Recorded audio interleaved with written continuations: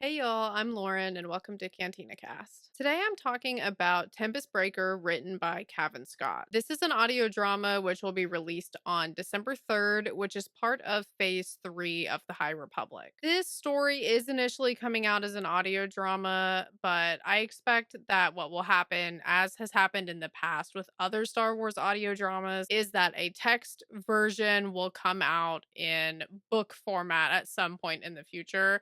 Right now, I don't believe a date on when exactly that will be has been released yet, but it is something that they typically do. So if you're not really into audiobooks, rest assured you will be able to read this in a text format at some point in the future. It's told as in sort of an interview format between Lorna D and the reporter Ril Darrow. Throughout this interview, we have conversations between the two of them, and then we also see a lot of flashbacks from Lorna D's perspective. So, through this structure, we learn a lot about who Lorna D is as a character and also what brought her from being a full on nihil from phase one to the change that we see take place in her over time throughout phase three until she eventually ends up helping out the Republic. Before getting into this audio drama, I do feel like it makes the most sense to be fully caught up on phase 3 of the High Republic. There are a lot of references to things that have already happened in phase 3. There's even some references to things that happened in phase 2 and phase 1, of course, as well. It is, I think, best to be fully caught up before you get into this one. However, if you're not fully caught up, the audio drama does a really good job of going back and kind of refreshing you on some things you may have forgotten or some things you may have missed. So I think as long as you know some background about Lorna D, but if you haven't read every single thing, you should be fine because any key information that you may have missed does get recapped at the beginning of the story. I just always suggest being caught up for anybody who does want to have all of that context and does want to know the backstory of everything that's happened up until now. That type of stuff is definitely referenced. So if you're going to feel like you're missing out, if you don't know exactly what something might be referring to, then you are going to want to be caught up. But if you're okay with not having like every single piece of the puzzle, then you might not need to actually read every single thing. It's kind of up to each individual person at this point how exactly they want to go about it. Something I have appreciated about phase 3 is that everything does feel really connected, but anything that you really, really need to know, they've done a good job, at least in my opinion. They've done a good job of recapping at the beginning of books, like what information might be relevant for you. So I definitely do still think that's the case with this audio drama. I enjoyed getting more into Lorna D's character and kind of getting to see some of her thought process for some of her decision making that goes on in phase 3, especially after following the High Republic Phase 3 comic. And for me, this was important reading for Phase 3 because Lorna D has become a pretty important front running character in Phase 3. I mean, of course, she was pretty important in Phase 1 too, but I feel like in Phase 3, she's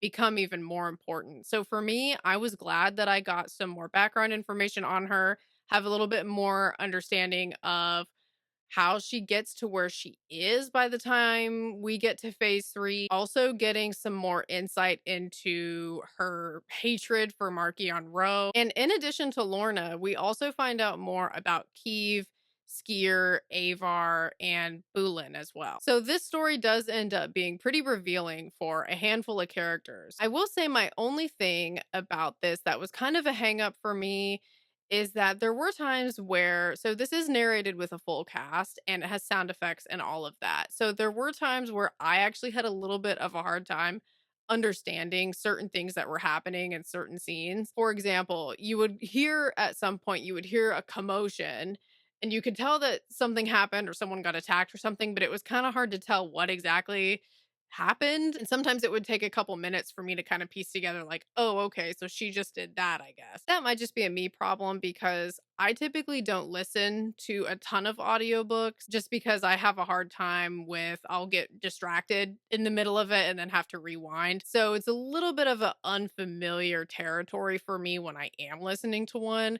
So that just could be a hang up that I'm having as someone who's kind of new to audiobooks listening to this. But if you enjoy the Star Wars audiobooks, then I do have a good feeling that you would enjoy this because the production quality of it was really impressive. I mean, it sounded great.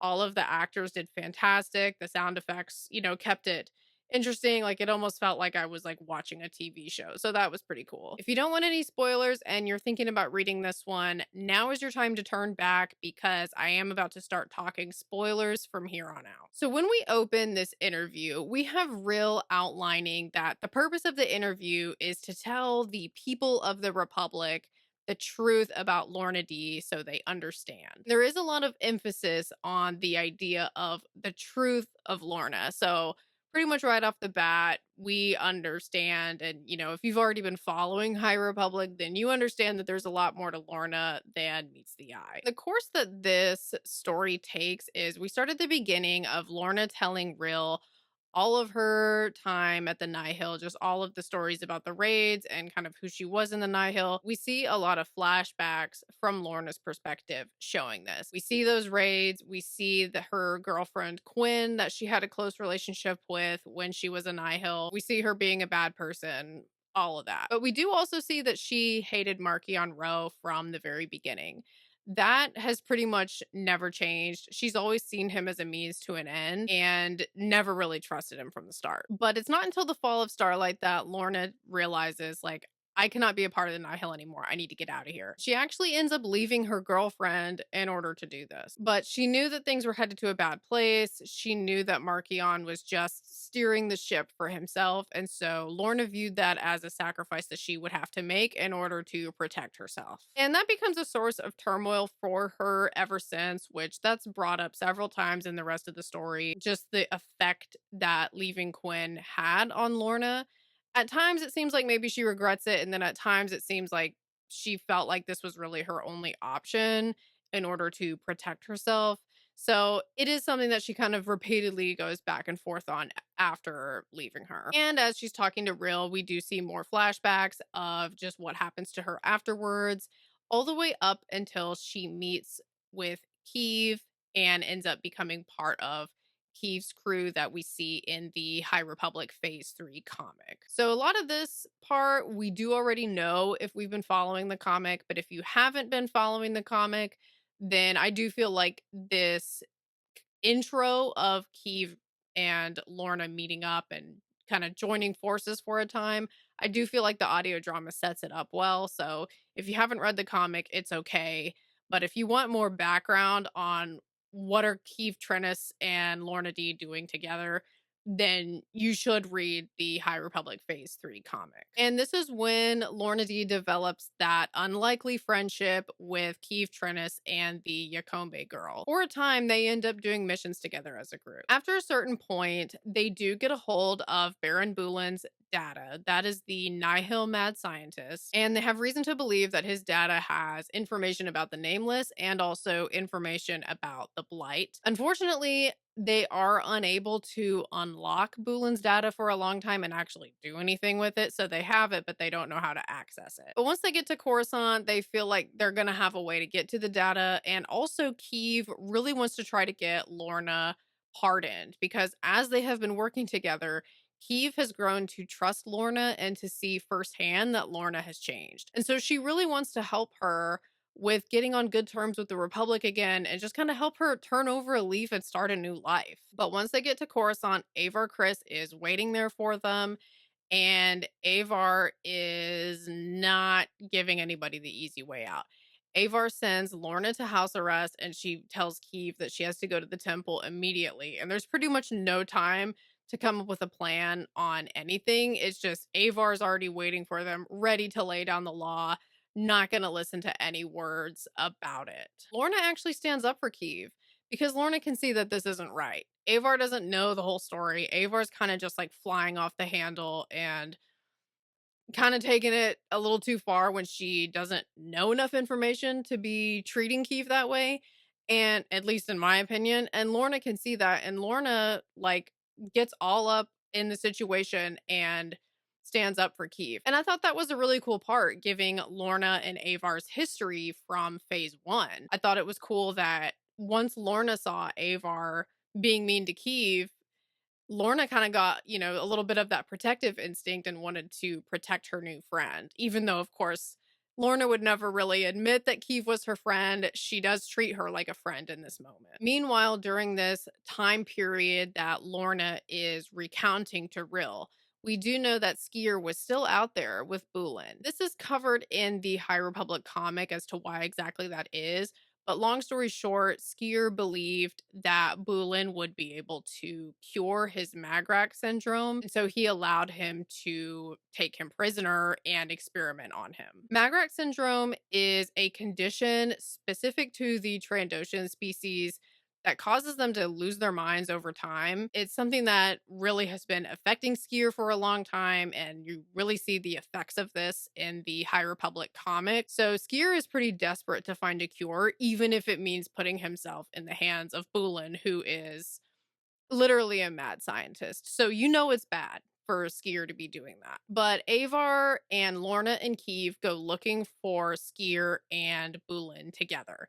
They want to help Skier and they want to catch Bulin and bring him back to the Republic. Through this process, we do see Quinn and Lorna reunite, which is a little bit rocky at first because, of course, Quinn was hurt by the fact that Lorna left. But throughout the course of this story, they do end up working it out through this process of them trying to hunt down Bulin and Skier. Markion Rowe and Lorna also meet again. When the two of them are facing off with each other, there's a couple times in this story when they face off. And each time they do, it's a very revealing conversation that happens between the two of them, just about how they feel about each other, also recapping some of their history together and just explaining their motivations. One thing that Lorna really gets up in Markion's face about is that all he wanted was power, and it looks like now that he's got it, he kind of doesn't know what to do with it. Like, it's almost like he doesn't really like having all this power. And that seems to really get to Markion. Eventually, while they are all still in the process of trying to hunt down Skier and Bulin, there is a situation that happens where Keeve can feel Skier calling out into the forest, and she just flies in the direction of where she feels like the call is coming from, and that does actually work. It leads them to Skier. Once Keeve and Skier are reunited, Skier reveals to her that Bulin seems to have cured his Magrak syndrome. This is something that has never before been possible. So this is a realization for everybody that the Republic needs Bulin, whether they like it or not. They need him to find the cure for the blight, and it seems like at this point, it seems like he's going to be the only person that's capable of doing that. They do eventually find Bulin on Dalna, which is where he's from. We knew that his background as a child had to do with the path of the open hand, which is touched on in phase two, but it seems like since he's been on Dalna this time, he's had some sort of like reconnection with his old religion. Because when they find him, he is talking a lot about the old ways of the path of the open hand. It seems like he really genuinely believes it now, even though in the past sounds like he didn't. Like it's kind of unclear how serious he is about this religion, other than just the way that he's suddenly talking like this. But he is willing to go to Coruscant with them and help them find a cure for the blight. Shortly after they get to Coruscant, though, everybody kind of starts to get a bad feeling about, why are we trusting Bulin to help us? He's obviously a crazy person. Like, that is what he has shown us every step of the way up until now, which that is a question I was asking myself as well. I would not want his help with anything if I was in their position. Yeah, it turns out he's not done being crazy yet, because the cure that he comes up with, what it also does is it's a virus that's designed to make people lose their force abilities. That's why Bulin had cured Skier, is because doing that was part of the process of figuring out how exactly this could work. Also, not only does it get rid of force abilities, but it's also going to kill everybody. Like, it's going to be a deadly virus that could get out of this laboratory and just completely destroy the Republic. Something else that we also find out is that Markion Rowe had even tried to stop Bulin from doing this. And this is something that I was shocked by because, of course, this whole time, all Markion wants to do is destroy the galaxy. It almost seems like he's kind of realized he doesn't actually want to be the king of the ashes anymore, which it's like, yeah, I mean, you just want to be the king of nothing. That makes no sense. So I guess I get it why Markion was like, oh, wait, like this isn't going to be fun anymore if everybody's dead and there's nobody for me to rule over. So he had tried to stop Bulin from creating this virus, but wasn't successful in stopping him. Fortunately, though, Bulin's plan does not work out. They do contain the virus thanks to Lorna's help. She has an idea to put everybody in stasis who had been exposed until they're able to create the antidote, and then they create the antidote and it ends up being fine. It was just like a really close call. So everybody's fine. Virus is contained. Bulin is still in custody. But we are nowhere closer to figuring out the blight than we were at the beginning of this audio drama. And if you've watched my videos before, you know that I am not a super huge fan of that just because of my views about the blight in general. But that's me getting sidetracked. So the note that this story ends on is that Kiev is appointed to be a marshal for a pretty big volunteer fleet at the edge of the occlusion zone. And we also find out that Lorna has decided to start her own bounty hunting guild with Quinn. The thing that's cool about this guild is that it's specifically meant for people who have probably had a bad past and are looking for a new start. This is something that's really close to Lorna's heart because, of course, everything that she's been through, and also because one of the really big realizations that she has through this story is she realizes that really the only person that she can really blame for her past is herself. She made the choice to join the Nihil. She made the choice to continue working with Markion Rowe all that time. She just realizes that